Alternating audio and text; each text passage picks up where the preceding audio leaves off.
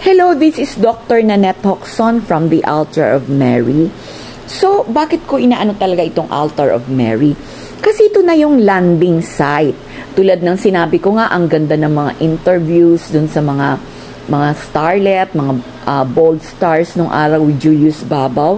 Dito na, lalanding na sila dito, nailawan na sila, no? So, nagsimula yan sa sinabi sa Genesis 3:15 na isang babae. So, susundan natin ang lakad ng babae, no?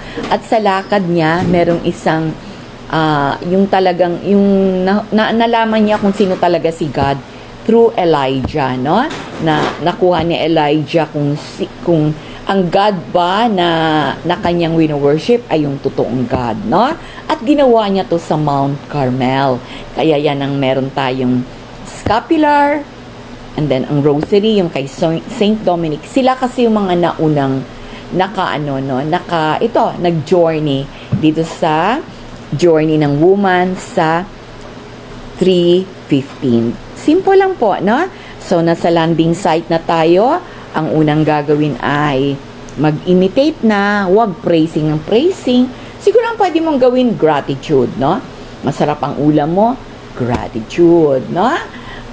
You feel loved, gratitude. Say always thank you.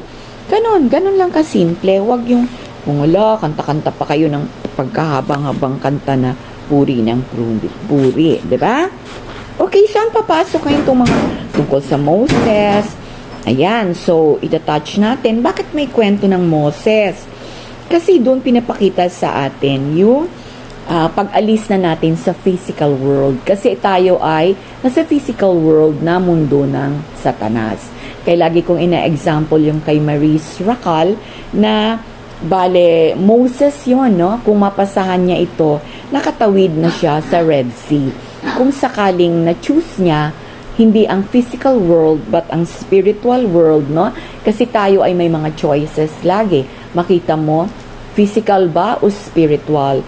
So, pag ikaw ay mas pinili mo ang spiritual, then yan na yung Moses, no? Tumawid ka na sa Red Sea. Okay?